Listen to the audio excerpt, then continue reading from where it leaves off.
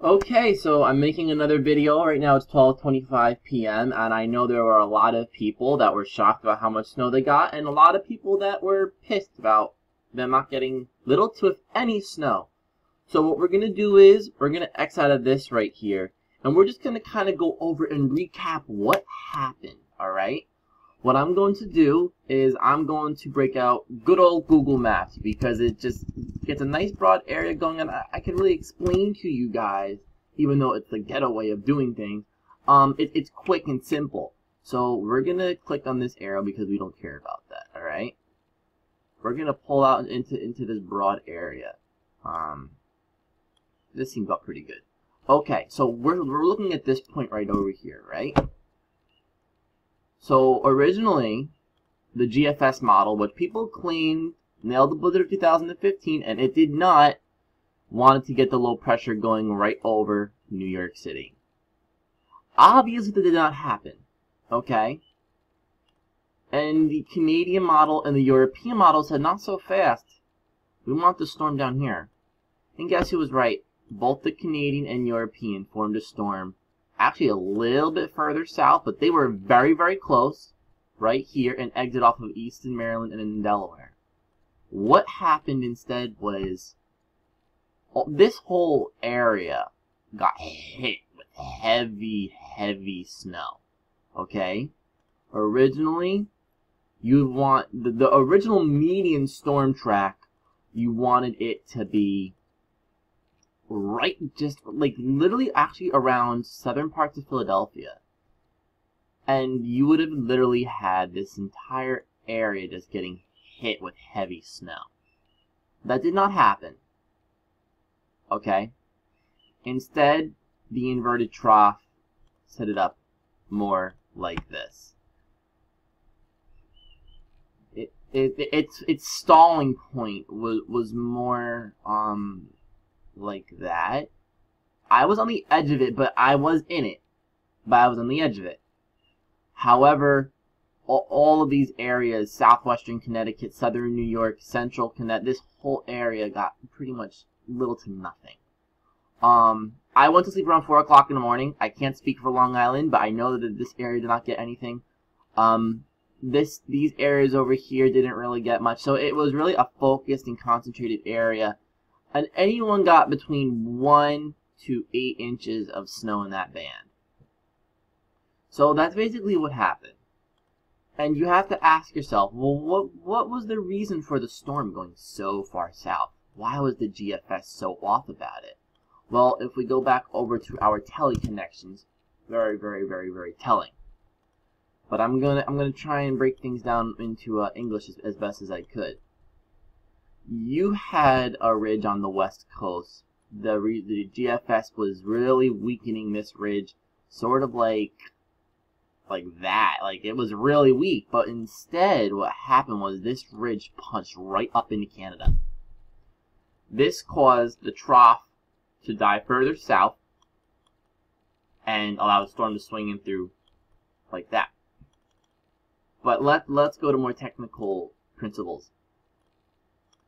I warned about 1 p.m. I believe it was around 1 p.m. yesterday. I said, listen, the RGM model, which has been phenomenal this winter, had no snow in this area, and I was getting concerned. Because wherever the inverted trough sets up, especially down Toms River, Rick Township, you guys got hit with full-blown blizzard conditions for more than 3 hours. There should have been blizzard warnings in this area over here. It was absolutely incredible. I told people, you know, the mean storm track is going to start shifting south, which we have another storm on Tuesday, but I am not going to touch base on that. Probably not on this video. So, we're going to look over at our signals over here. Now, we're going to start off with the AO. As you guys know, there is record-breaking cold coming. This is going to be in response to that. Okay? I don't look past this point over here. Sometimes, maybe not even this point. But the AO is going to come back down, and you know what? I don't even want to look past this point because it's going to change like 100 times. There's no the Arctic air is coming back again, and then taking a little break. Obviously, guys, we don't have any blocking, but you know we do have a bit of a downtrend. But this uptrend right here, the Atlantic blocking, not the Greenland blocking, is what helped the storm also go further south. But who was the real culprit? That bingo, West Coast Ridge. Look how it slopes up and peaks over here. I saw this, and I was like, this storm is not going that far north. I was constantly pushing this out to people, especially in southwestern Connecticut, southern New York. You guys had high bust potential. When the RGM started to really dry slot Connecticut, if we go back over, which I still have in my folders, so we can look at some pictures over here as well. But if we start, I guess, with this over here, they're all scattered throughout. So I'm gonna try and be as organized as possible. This basically kind of what the radar looked like last night. This area got hit hard. This area got hit hard. I live like right there, but there was signs of the inverted trough forming here. However, the storm was a little bit further south, and you push that further south with it.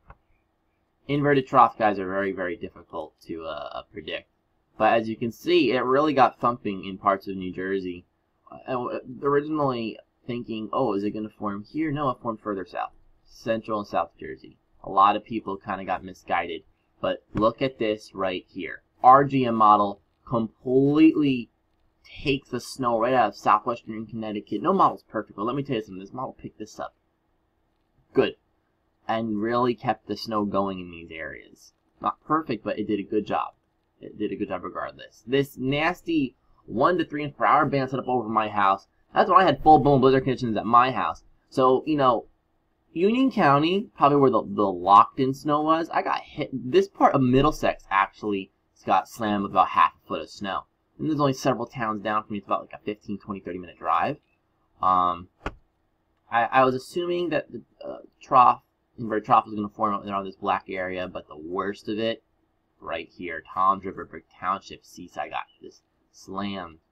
So then it started to really consolidate and focus more in this area as it started to pull away. This was very important in telling because the frontogenesis was concentrated in this part of New Jersey. As you can see, except for the Boston area and southeast Massachusetts, Connecticut doesn't have any frontogenesis. And I knew, that's it. If you don't have frontogenesis, you're not getting snow. It's not going to happen. So yeah, you guys are kind of seeing a good last night picture of what was really going on. And then the bullseye shifted a little bit, but it didn't move after that. And that's when I got the 3 inch per hour band setting up.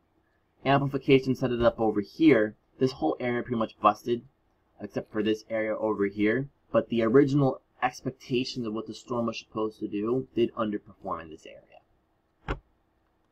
So, this is the Tuesday system, and I don't want to really go over that. But yeah, this is pretty much what I wanted to show you guys. Also, we had winds gusting to 70 miles per hour in parts of New Jersey, 60 miles per hour in parts of New Jersey, 60 over here. But this part over here, New Jersey, had a 70 mile per hour wind gust. And I started to think, well, someone's going to bang out 6 inches between here and here. It was actually in this entire area that it got a little bit more broad. So, that's basically how this storm behaved, and I showed you guys everything that I had to.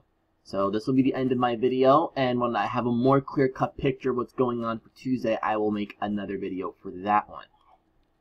So this is it.